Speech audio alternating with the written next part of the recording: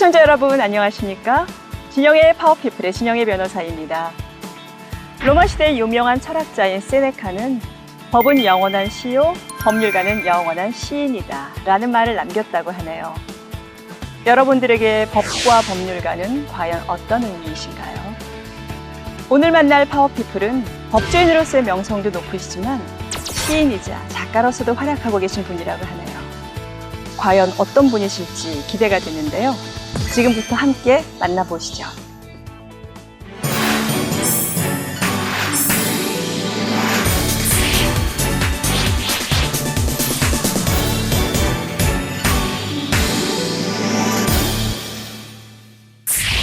네, 진영의 파워피플, 바로 오늘의 주인공이 제 앞에 계시는데요.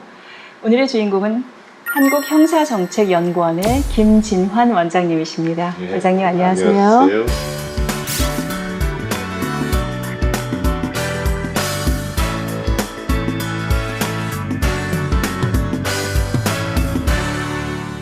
원장님이 한국형사정책연구원은 어떤 일을 하는 곳인가요? 저희 지금 이 범죄가 많이 있지 않습니까? 네. 그 범죄의 실태를 이제 조사하고 그리고 또 범죄의 원인을 밝히고 그에 관한 대책을 이제 마련하는 네. 국가기관입니다. 국무총리 산하의 국가정책 연구기관이라고 볼 수 있는데 네. 26년 됐으니까 꽤 오래된 기관에 속하지요. 그러니까 범죄의 현재 모습과 앞으로 네. 나아갈 미래의 방향을 그렇습니다. 함께 진단하는 대책까지도. 그런 대책까지 함께 네, 진단하는 네. 연구원이군요. 그렇습니다. 예. 네. 제가 우리 원장님께서 이곳에서 근무하신 것보다 훨씬 더 아주 긴 시간을 검사로서 재직하셨다는 말씀을 그렇습니다. 제가 듣고 예. 왔는데요. 예. 사실 검사로서의 재직 기간이 어느 정도 되셨을까요? 글쎄 한 30년 검사로 일을 했지요. 변호사도 검사로서 30년 했습니다. 근무를 하셨군요. 예, 예. 사실은 그 30년이라는 특히 검사라는 그 수사와 또 여러 가지 우리 국민들이 생각하는 정말 다이나믹하지만 굉장히 힘든 일을 검사가 하는 일이라고 생각하고 있을 텐데요.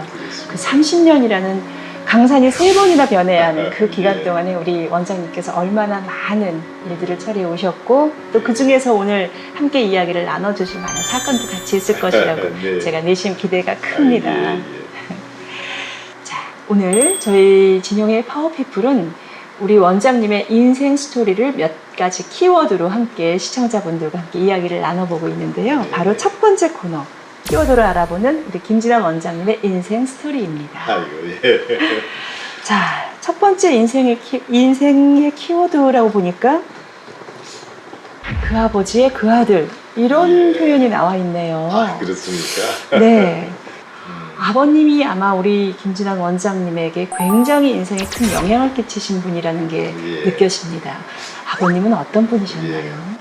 그 아버지는 정말 참 인자하신 분이지요. 그 아버지가 외정시대 때, 네. 일정시대 때 이제 의과대학을 다니셨어요. 그래서 예, 이제 의사 선생님이셨군요. 그런데 이제 뭐 사실은 그 당시에는 뭐 일본 사람들이 많이 다니고 하지만은 의과대학을 다니시고 이제 우리 뭐 일제시대니까 우리 동포를 위해서 좀 할 수 있는 일이 이제 네. 의협이 가장 좋다고 생각하셨고요. 네. 이제 뭐 화려한 어디 뭐 대도시나 큰 곳에서 한다기보다 꼭 의사가 필요한 농촌 지역이나 네네. 오지 같은 데 가서 사람들에게 인수를 베푸셨기 때문에 네. 참 뭐 제가 보기에는 뭐 슈바이처 같은 분이다 이렇게 저는 그렇게 보고 있습니다. 사실은 아버지에 대한 가장 냉정하면서도 또 가장 애정 깊은 평은 아들이 한다는 얘기가 있던데요. 예, 예. 사실 우리 김진환 원장님께서의 아버님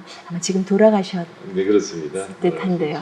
아마 그분이 아마 하늘에서 보시면 내가 아들한테 이런 평가를 받는 아버지였다니 예. 내 인생은 성공한 거구나라고 생각하시고 흐뭇한 미소를 주실 것 그러실 같습니다. 겁니다. 뭐 본인이 하신 일을 뭐 드러내 주시지도 않았지만 그 의사협회에서도 그 아버지를 나중에 뭐 밑에 사람들이 뭐 상신을 했는지 이제 고령의학봉사상 뭐 이제 이태석 네. 씨처럼 뭐 수단이나 이런 저 외국에 오지에 가서 한 사람들한테 주는 상인데 네. 그 상을 아버지가 이제 5회째 수상하신 적이 있습니다. 아. 그래서 꽤 그 부분에 대해서는 저 의료계에서도 아버지를 좀 이렇게 인정해 주셨지. 우리 두 번째 바로 키워드는 문학가 김진환입니다.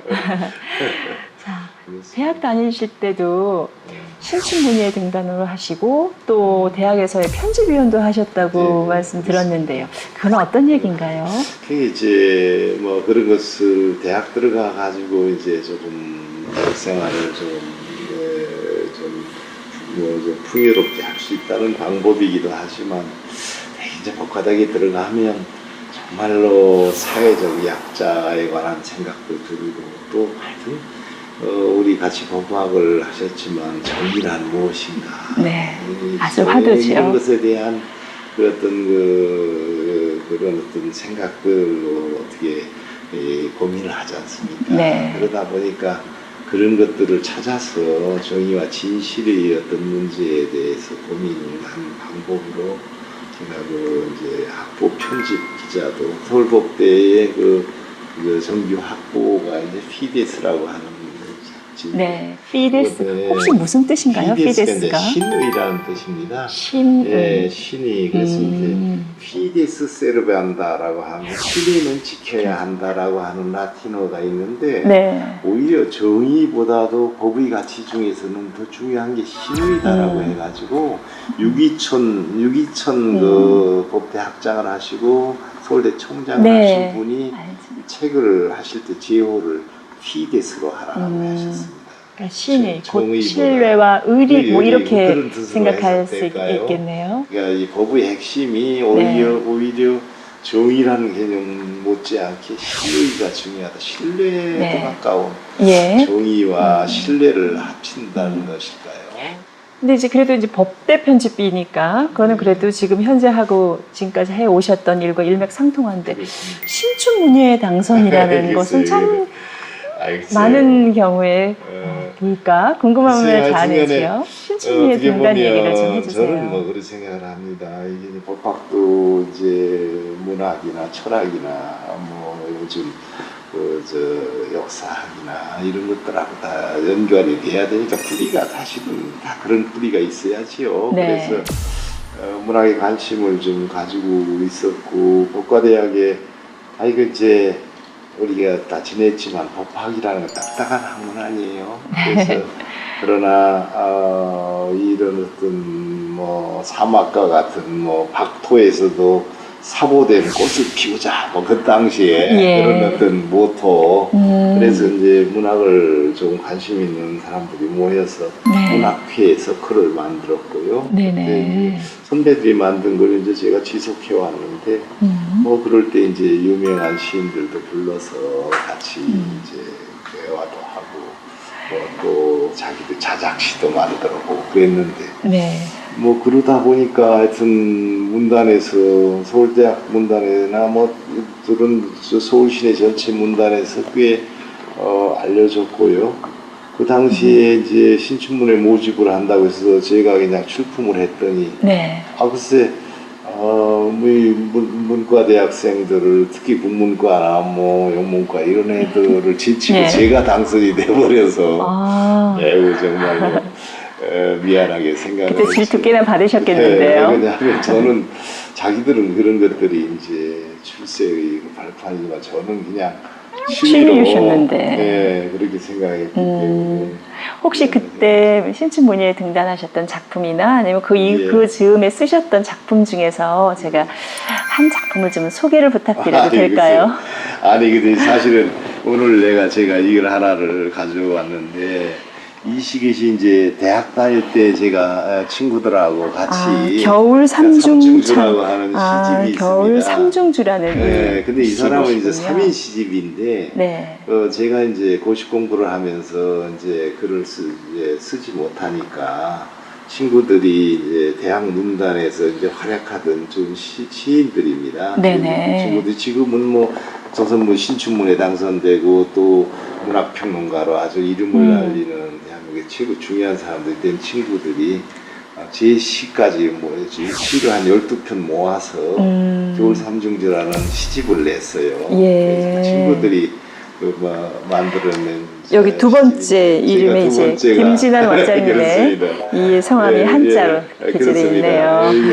그럼 원장님, 이 시집에서 우리 원장님께서 마음에 들어하시는 또는 우리 시청자분들께 같이 소개해 주시고 싶으신 시 한 구절만 제가 좀 부탁드려도 될까요? 이 지금 시집 중에 한 번, 여기 펼치니까 채석장에서라고 하는 시집이 있는데, 네. 야말로 이제 이 시는 젊은 날에 정말 채석장에 가서 돌을 캐듯이 자유를 캐는 이 젊은이들의 어떤 고뇌들을 했던 시인데 좀 길어요. 그러니까 앞에 조금 하고 뒤에 조금만 읽어볼까요? 네. 네. 채석장에서 이 판알이었을까 갑자기 바람처럼 열기가 몰려와 내 육감의 전신에 휘감길 때 우리 꽃과 과일과 자유의 갱도에 머물렀지. 풀리지 않는 수수꽃길을 이야기하고 머나먼 곳에서의 뇌성 읽는 과즙의 흔들림, 미역의 생생한 내음뿐 금관 징소리처럼 노래하며 입한 날이었지. 끝에만 가서 나의 허물을 향하여 뻗은 팔이 아직은 눈부신 존재에 닿지 못해도 그 손끝에서 부서지는 열망의 수효 헤아리며 입한 날이었을까 갑자기 열기가 내 감흥의 전신에 부딪혀올 때. 또 이런 시네요.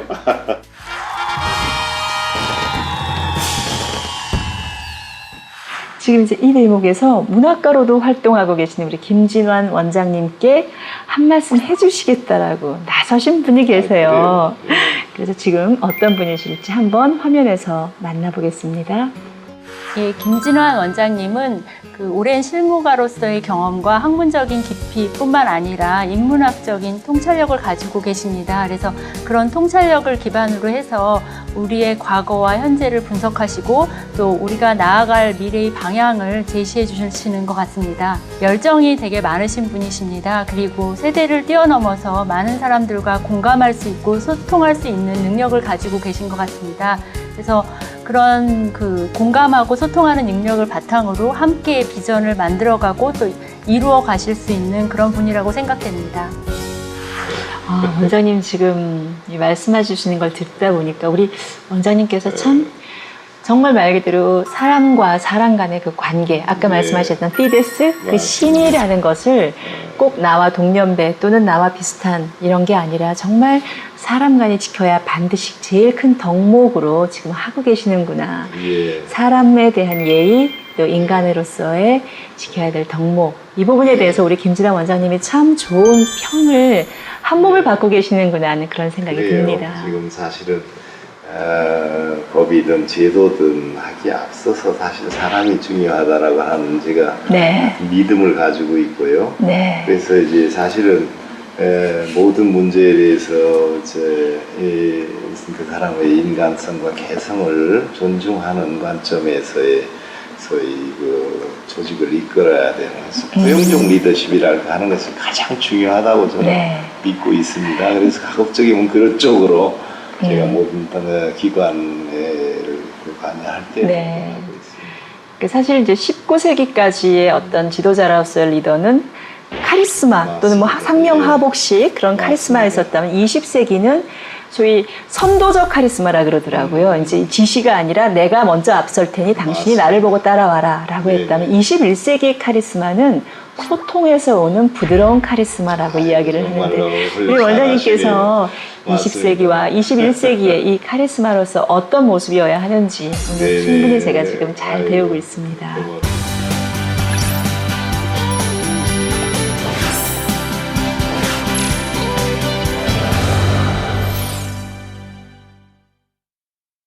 그때 그 시절이라는 이름으로요. 저희가 이제 우리 김 원장님의 검사 생활에 대한 말씀을 여쭤보는데, 자, 검사 생활 30년. 그럼 사실상 대한민국의 거의 역사의 절반 이상은 검사로서의 재직하시면서 함께 모든 울고 웃는 사건들을 접하셨을 텐데요. 그 중에서도 특히 우리 원장님께서 기억에 남는 사건, 이 정도의 이야기는 누구나 다 알만한 유명했었던 우리 검사님께서 들려주시고 이제는 말할 수 있다 식의 사건 혹시 좀 여쭤볼 수 있을까요? 이 패스카마오 선상 반란 사건 얘기를 제가 한번 네, 드리면 저도 좋을 것 같아요. 알 것 같네요. 그 예. 내용은 모릅니다. 사건은 제목은 어떻게 보면 이제 우리나라가 이제 막 좀 성장을 해가지고 외국의 노동자들을 이제 고용하기 시작했을 때 나타난 그 최초의 그 어떤 티피컬한 문제점 있는 사건이에요. 네, 그게 언제 있었던 이게 사건일까요? 1996년 96년 경이면 예. 네. 이 사건은 말하자면 제가 부산지검 차장검사로 있을 때인데 네.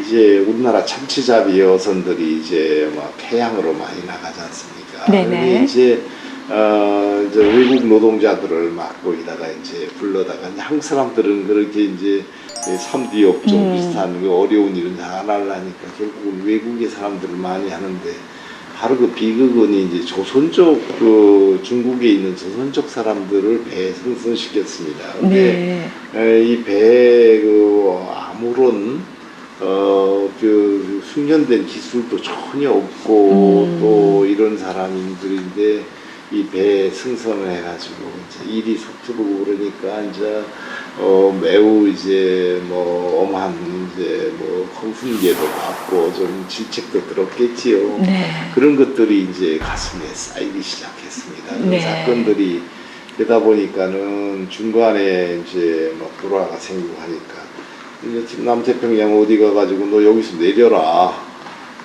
이렇게 됐지요. 누가 누구에게요? 이제 선장 쪽이 선장이 한국 사람인데, 네네.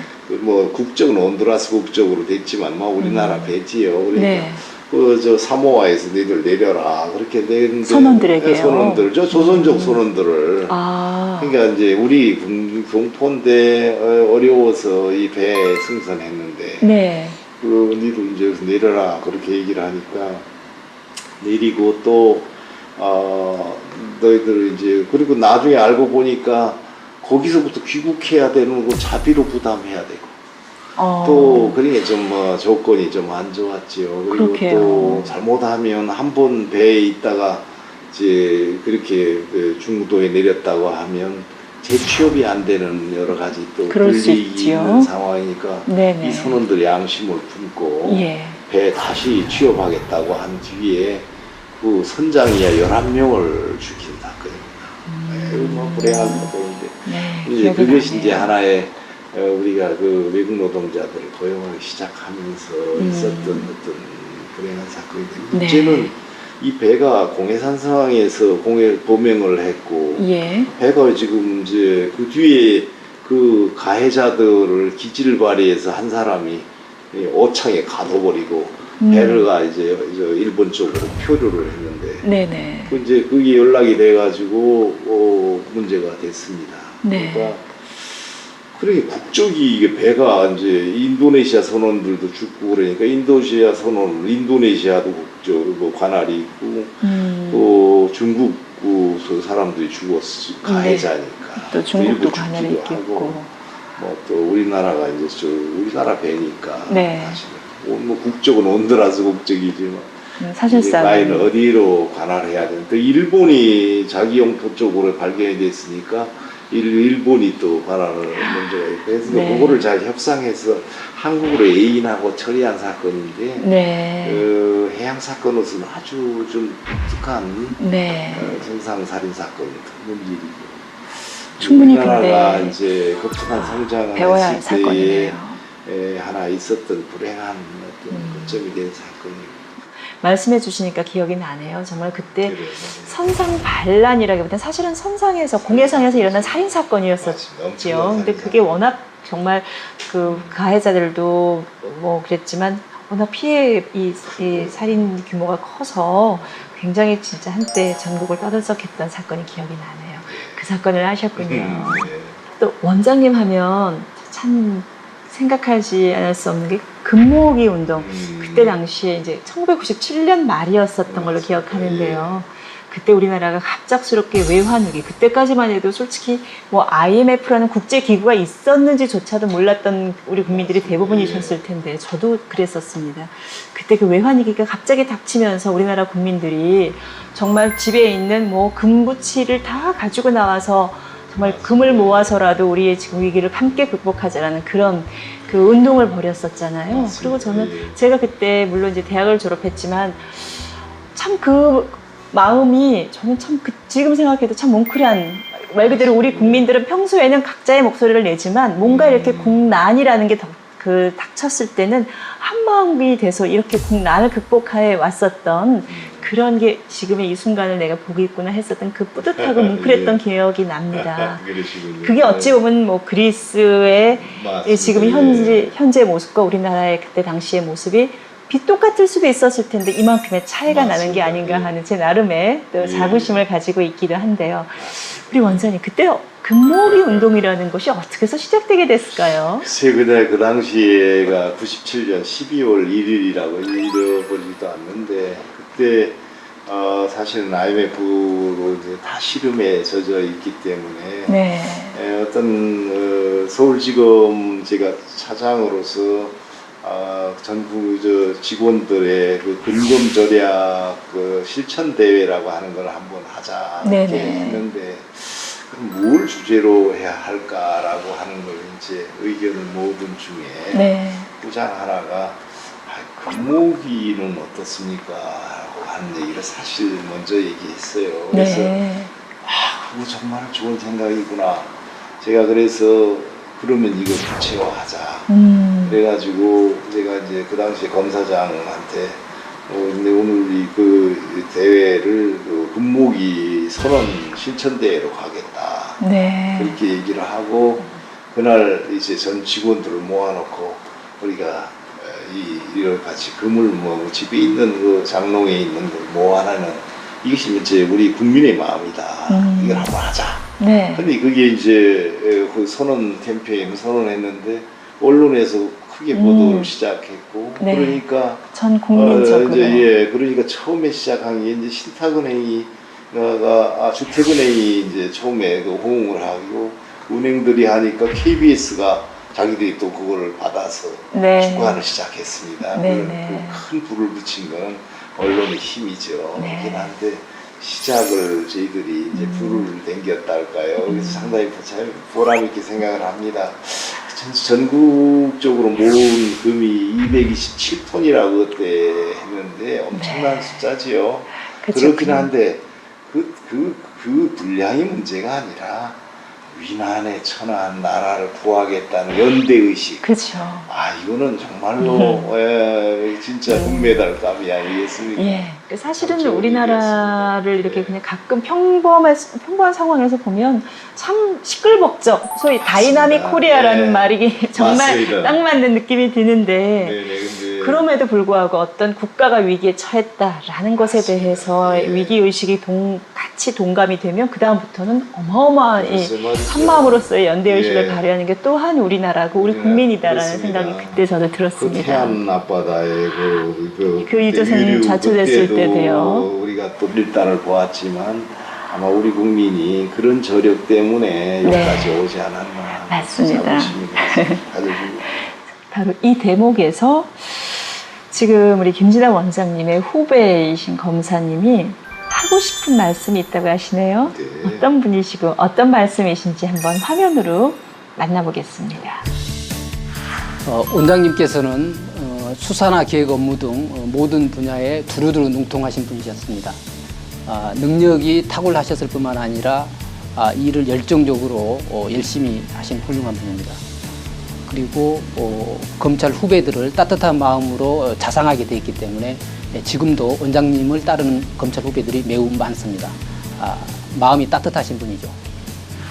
원장님께서 검찰에서 보여주셨던 탁월한 능력과 해안으로 형사정책연구원을 우리나라 형사정책의 바른 방향을 제시하는 국책연구기관으로 자리매김해 주시고 원장님께서 평소 강조하시는 출근이 즐거운 직장 분위기를 만들겠다라는 말씀처럼 열린 마음으로 소통하고 화합하는 직장으로 이끄시기를 바랍니다.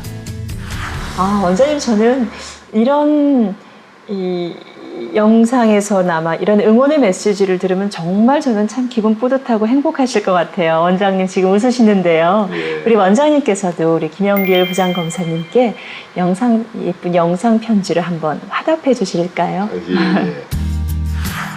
정말로 좋은 말을 해줘서 고맙습니다.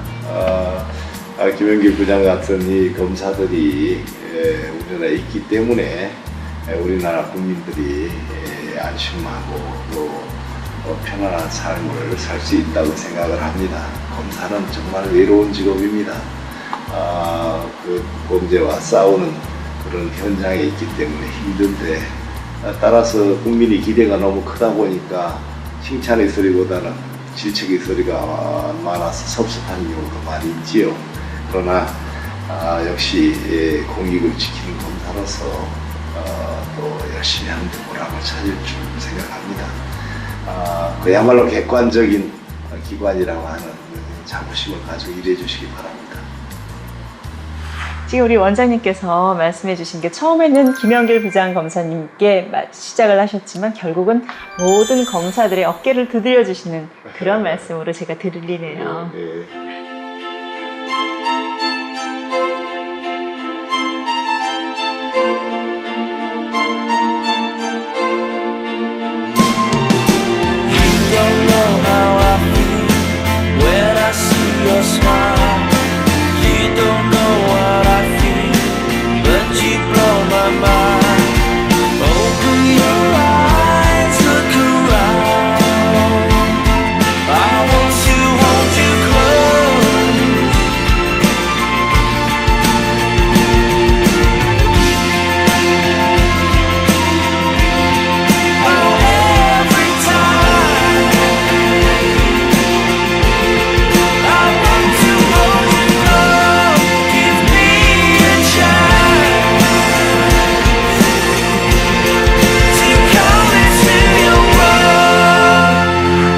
저희가 살짝 분위기를 좀 바꿔서 우리 원장님께서 그 위에 옷도 좀 편안하게 벗으시고 하니까 훨씬 더 이제 말씀하시기 좀 더 편안해 보입니다.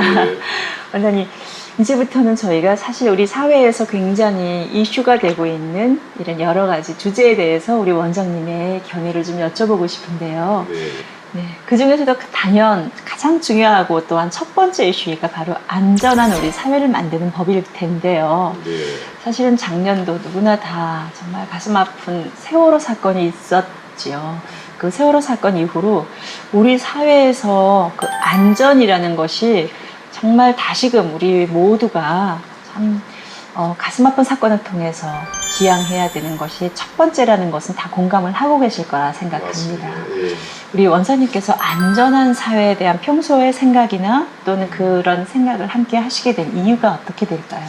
하여튼 그 국민들이 안전하게 편안하게 살아야 된다고 하는 목표, 이거는 사실은 반드시 이루어져야 되는 이제 국가의 목표기도 하지요. 네. 또 저희 한국형사정책연구원이 그 지향하는 목표 역시 네. 국민의 안전을 지키는 형사 정책을 어떻게 개발할 것이냐 하는 것, 그것입니다. 네. 그래서 안전에 관해서는 상당히 관심을 많이 가지고 있는데, 정부에서도 이 4대 악이라고 하는 성폭력이라든지 여러 이제 범죄들, 학대폭력이라든지 등등을 이제 척결하려고 하는 여러 가지 목표를 가지고 노력을 경축을 했는데요.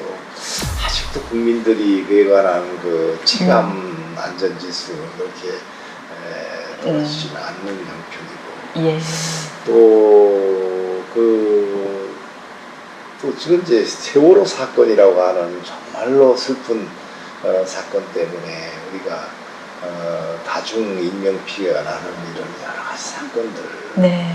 그걸 어떻게 근원적으로 막고 예방할 수 있는가는 것들, 이런 문제에 대해서 지금 우리 형사정책연구원도 이 다중피해 사건들을 어떻게 원인을 규명해서 어떤 처방에 의해서 이것을 극복할 수 있고 예방할 수 있는가 하는 네. 그런 연구들을 계속 진행하고 있습니다. 네. 그래서 이 안전 문제에 관해서는 뭐 가장 중요한 문제이기 때문에 우리가 여러 가지 과제들을 여러 각도에서 근데 무슨 해양사고지만 건축 같은 붕괴 사고들이 또 네. 많았지 않습니까? 네네. 성수대교라든지 또 여러 가지 문제들이 많아서 산풍백화점 같은 사고, 뭐 지하철 붕괴 이런 것들에 대한 우리 이제 만성적인 차원에서 이제 대처하는 여러 가지 네. 정책들을 연구하고 있고요.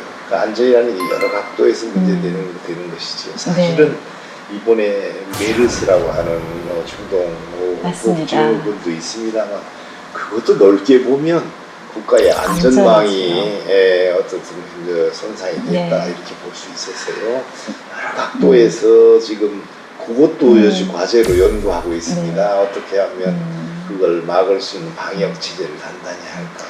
네, 그러니까 사실은 이제 우리 국민들이 느끼는 그 안전에 대한 불안은 일단 뭐 사람의 사는 생활에서 일상에서 어떤 사건 사고가 전혀 없을 수는 없겠지요. 근데 다만 이제 사고라는 거는 부지불식간에 터질 수는 있어도 그 이후에 그 사고를 어떻게 대처해서 그에 대한 손실 또 인명 피해를 최소화할 것인가. 만약에 그 부분에서 국가가 믿음을 보여준다면 설령 사고가 나는 것은 어쩔 수 없지만 그래도 우리 국가가 또는 우리 정부가 나와 내 가족, 내 이웃을 지켜주고 있구나라는 느낌을 훨씬 더 강하게 받을 수 있을 것 같아요. 근데 사실은 세월호라든지 또 다중 뭐 어떤 피해, 인명 피해가 발생하는 큰 대규모 상황, 또 메르스나 이런 경우가 어쩔 수 없이 뭐 상황은 발생했는데 그 이후에 보여주는 국가에 대한 그 안전에 대한 신뢰도가 맞습니다. 국민들이 내 생각하는 그 기대치에 현저하게 미치지 못했다라는 것에서 사람들은 불안해하는 것이거든요.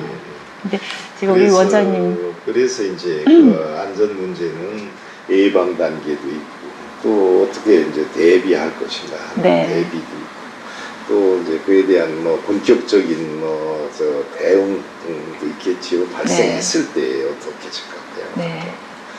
그 후에 이제 사후 처리 여러 단계들이 문제가 되는데 촘촘한 그 사회 안전망을 구축하기 위한 여러 각도에서 노력을 해야 됩니다. 안전망이라고 하면 뭐 복지 안전망도 있고 뭐 노사 안전망 뭐 수많은 안전망이 있을 수 있지만 형사적 직접 대응을 요하는 여러 분야들 사건 사고 재난 그에 관련된 여러 가지 안전망 추구에서는 요즘 상당히 그 여러 연구위원들이 투입돼서 연구를 하고 있고 또 더 나아가서 이제 국제적인 어떤 선진국의 어떤 노하우를 빌리기 위한 국제 포럼들도 준비 중에 있어서 상당히 그 부분에 대해서 노력을 하고 있습니다.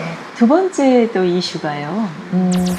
사실은 우리 사회가 분명히 예전보다는 경제적으로도 더 부유해졌고 또 어떤 민주적인 민도 이런 것들도 굉장히 높아졌는데 오히려 이게 사회 갈등 요인이라고 해야 될까요? 또는 그 갈등을 각자 자신의 이해관계를 조율하는 이 부분에 대해서는 조금 더 예전에 비해서 더 많은 사람들의 목소리를 담아낸다는 입장에서 그런지 모르겠지만 훨씬 더 갈등과 분쟁의 목소리가 높아지는 것 같습니다. 즉 사회 통합을 얘기한다는 얘기는 즉 통합이 잘 안 되고 있다는 반어법과도 같은 상황인데요. 사회 통합, 즉 갈등 요인을 조금 더 슬기롭게 잘 다독이고 함께 할 수 있는 이런 사회 통합에 대한 우리 원장님 의견을 좀 여쭤보고 싶습니다. 그래서 지금 그 문제도 정말로 정확한 지적을 해주셨고요. 27개 그 OECD 국가 중에서 가장 갈등이 많은 나라가 이제 터키가 종족 분쟁이 조금 있어가지고 종족적인 문제가 있어가지고 또 이게가 제일 나쁘다고 그 다음이 한국이라는 거예요. 그러니까 말하자면 제일 밑에서 그 다음번이 정도로 갈등이 심한 나라고 OECD 평균의 한 1.5배 이상의 갈등이 많다고 지적이 됩니다.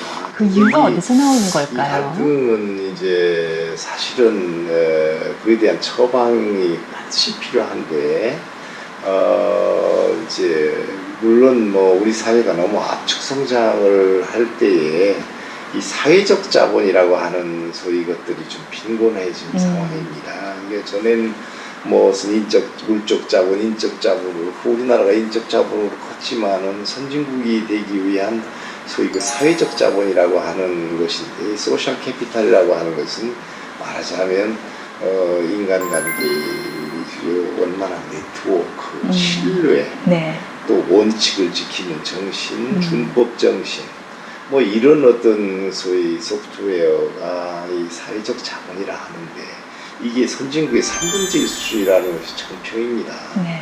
이것을 이제 해가지고 사회를 이제 봉합해야 되는데 제가 사실은 이 역사에 묻고 미래에 답하다라는 책을 제가 발간했다고 했지 않습니까? 네. 이 원장님이 책이 직접 쓰신 사실은 책이네요. 중에 이제 역사 중에서 우리 선조들의 선비 정신이라든지 이 조선조의 노블레스 오블리주 정신들이라든지 그런 것들이 우리에게 있었습니다. 네. 뭐 그런 정신들이 필요하고 또 그 서양의 노블레스 역사에서, 오블리주가 예. 우리나라에 가장 맞는 표현은 선비 정신으로 그렇습니다. 번역을 하면 예, 선비 정신입니다. 공감이 되는 번역이겠네요. 정말로 자기 직분에 대해서 그에 맞는 의무를 다하는 거거든요. 선비들은 네. 뭐 정말로 가뭄이 들어서 하면은 자기 국간도 풀을 수도 있고 자기 그 직분에 맞는 의무를 다했습니다. 선비들은. 네. 그렇기 때문에 그런 것들 비롯해서 어떻든 이것을 이제 이 사회를 봉합할 수 있는 것이 필요한데 저는 이 책에서 그 상당한 정도를 그쪽에 할애해 가지고 어떻게 보면은 우리가 하는 그 나눔과 베품의 정신 네.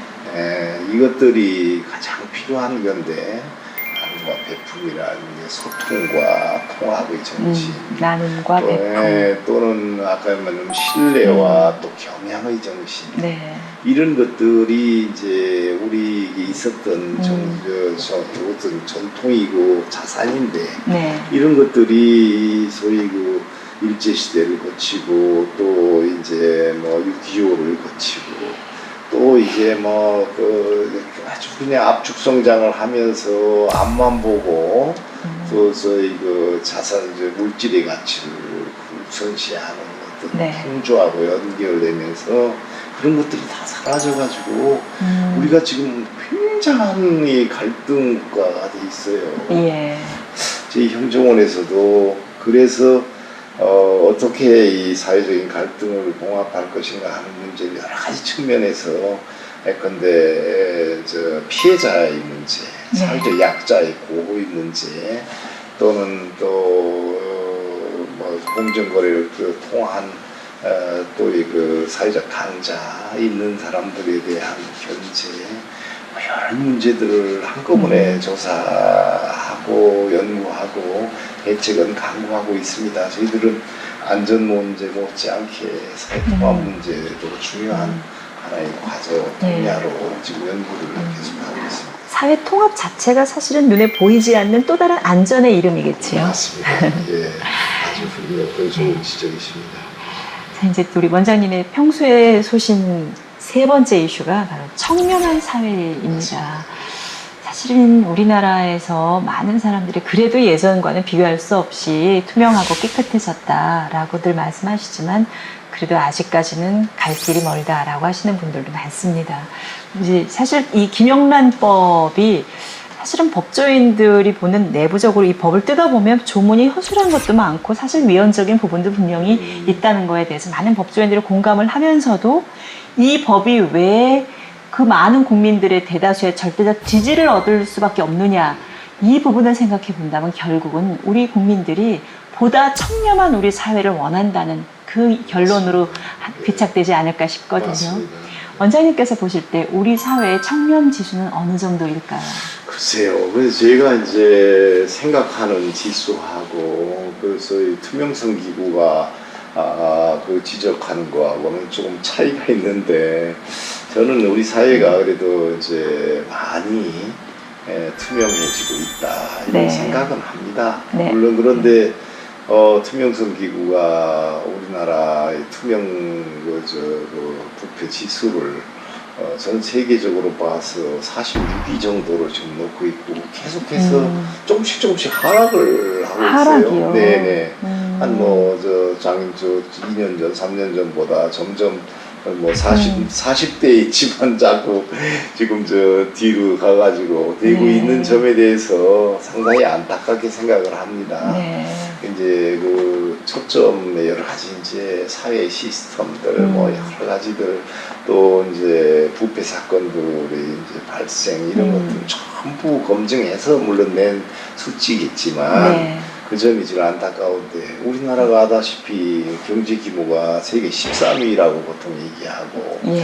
또 그렇죠. 무역 규모는 8위라고 하고 네. 또 뭐 정말로 언젠가는 정말 세계 2위도 올라갈지 모른다라는 장밋빛 비전도 있는데 네. 아니 어떻게 해서 40몇 위로 있느냐 이 문제에 대해서는 심각한 반성을 해야 됩니다. 정말 심각하네요. 네, 그래서 김영란법이 지지를 얻는 거예요. 네. 정말로 이제는 국가 공무원 간의 공무원의 어떤 부패를 넘어서 사회의 사회 저변의 전체적인. 민간 부패까지 네. 그 어떤 이마 적당주의로 가는 어떤 그런 것에 대한 경종들이 있어요. 네. 그래가지고 이제는 소위 그 공무원이나 공직사회의 부패에 따라서 민간 부패 또는 유착의 문제 이런 문제에 관해서 이제는 정말로 좀 터놓고 정말로 연구해보는 네. 것이 필요하다 해서 지난해에 사실 우리 형사정책연구원이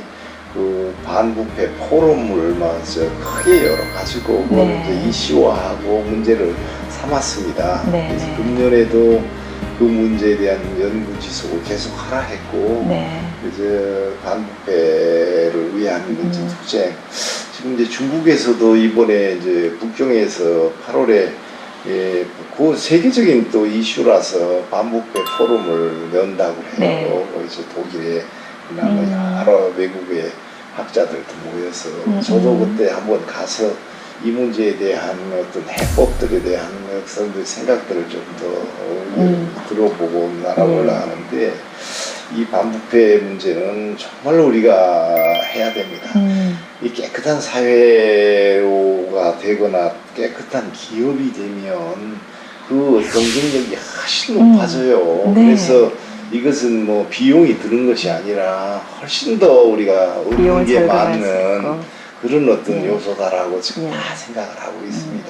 예, 제가 이제 오늘을 드디어 마지막 대미를 장식할 질문을 좀 드리고 예. 싶습니다. 예. 우리 김진환 원장님께서 예. 지금까지 많은 일들을 이루셨지만 예. 앞으로도 여전히 꿈을 가지고 있다는 말씀을 들었습니다. 우리 네. 원장님의 꿈은 어떤 아이고, 것일까요? 네네. 하여튼 뭐 제가 이 그 책에서 써서 한 챕터에서도 꿈이 길을 만든다 이런 어떤 꿈이 길을 만든다. 라고 했는데 사실 사람이 꿈을 갖는다라고 하는 것은 정말로 매우 중요한 일이라고 생각해요. 그런 말이 있지 않습니까? 이 꿈을 이루지 못한 것이 비극이 아니라 꿈을 갖지 않는 것이 비극이다. 네. 그런 얘기를 하는 얘기가 있는데 그래서 저는 이제 법조인으로서 그냥 보통 평범한 꿈이야 누구나 다 그렇게 얘기하지 않습니까? 나라가 좀 융성해지고 또 진리와 정의가 좀 강물처럼 흐르는 그런 사회가 됐으면 좋겠다. 법치 사회가 됐으면 좋겠다. 그런 어떤 아까 얘기했지만 아까 그 여몽이 이제 사회적 자본이 좀 확충돼서 우리도 선진국이 좀 되고 사회적 자본이 한다는 것은 중독의식이 높아지는 나라니까요. 어떤 게임의 룰이 확실한 나라죠. 룰이 확실해야 되는데 이 게임의 룰이 확실치 않고 제멋대로 그냥 자의적이고 한 나라가 돼서는 안 되는 그런 사회, 투명한 사회. 네. 그런 게 되는 게 꿈입니다. 근데 그것은 일반적인 그냥 내가 이런 직함을 갖고 있기 때문에 하는 말씀이고 개인적으로는 꿈이 뭐냐 그러면은 여러 가지가 있을 수 있죠. 가정이 잘 된다는 꿈도 있죠. 근데 사실은 나는 남북통일이 꼭 좀 됐으면 좋겠어요. 네. 정말로 내 꿈 중에 내가 그래도 한번 썼습니다만 내가 독일에 있을 때 독일에 가서 젊은 날에 유학을 했더니 어떤 일본 여학생이 자기가 우라디보스톡에서 기차를 타고 자기가 독일까지 왔다고 하더라고. 근데 네. 그 당시는 동서독이 분리돼 있을 때고 네. 동백님 사건이 나서 뭐 베를린 주고 쳐다만 봐도 무서울 때인데 그렇더라 말이죠. 지금은 이제 통일도 됐고 동구권이 무너져고 다 개방됐지만 통일이 되면 여기서 자동차를 타고 한번 운전을 해서 네. 저쪽으로 몽골로 해가지고 저기 독일까지 한번 자전거 차를 타고 한번 가봤으면 그게 소박한 버킷리스트입니다. 네. 그리고 두 번째는 아까도 내가 저 젊은 날에 어릴 때부터 시를 좀 좋아하고 문학을 좋아했다 했지 않습니까? 네. 이제 거의 공직을 다 벗어나고 좀 하면 정말로 나도 좀 좋은 시를 써서 시집을 하나 내고 싶다. 이게 내 또 두 번째 버킷리스트거든요. 영원한 문학 청년이셨군요. 그래서 그 두 번째가 제 또 버킷리스트인데 네. 그게 되면 그런 것도 이제 소박한 꿈입니다. 뭐 내가 무슨 다른 건 내 나이가 들었고 어떻게 하면 내 경험 지식을 잘 후배들한테 넘겨줄까. 내 인생이 이제 돈이라고 생각해서 네. 공직을 하면서 이제는 이거를 나라를 위해서 돌리고 후배들을 위해서 돌리고 또 내 생각들을 좀 전파하고 그래서 사실은 책으로 꼭 출간하고 싶었고요. 네. 많은 사람이 읽어준다 보니 고맙고 그렇게 네. 해서 그런 꿈을 가지고 있습니다. 반드시 이루어질 거라고 특히 통일이 네. 생전에 이루어지라고 했으면 하는 간절한 꿈을 네. 가지고 있죠. 우리 원장님께서 말씀해 주신 것처럼 저 또한 우리나라에서의 통일은 단순히 1 더하기 1이 2가 아니라 그 1 더하기 1이 무한대가 될 수 있는 정말 우리나라에서는 반드시 가야만 하는 길이라고 저도 생각합니다. 더더군다나 꿈이 있으면 그 사람은 늙지 않는다라는 글을 읽은 기억이 나는데 우리 원장님 지금 시집을 내고 싶다라는 그 꿈을 가지고 계신 우리 원장님이야말로 말 그대로 영원한 문학 청년이시네요. 네, 고맙습니다. 꿈이 있으면 하여튼 제가 보는 길이 있고 또 늙지 않는다니까 더 고맙습니다. 정말로 우리 꿈이 이루어지는 것, 특히 우리 민족이 하나 되는 꿈, 이거는 반드시 이루어져야 된다고 생각합니다. 시를 사랑하는 법률가 그리고 그 시집을 펴내는 것을 여전히 마음의 꿈으로 담아두시고 계는 김진만 원장님이 오늘 제가 만나뵌 파워피플이셨습니다. 저 또한 우리 원장님과 같은 꿈을 가지신 분들이 아마 굉장히 많으실 거라고 생각하는데요. 원장님이 말씀하시는 통일이 돼서 정말 우리나라에서부터 독일까지 꼭 차를 운전해서 가실 수 있는 그 통일이 아마 원장님 생전에 꼭 이루어질 수 있도록 저 또한 같이 기원하겠습니다. 감사합니다. 오늘 귀한 시간 내주셔서 우리 원장님 정말 감사합니다. 고맙습니다.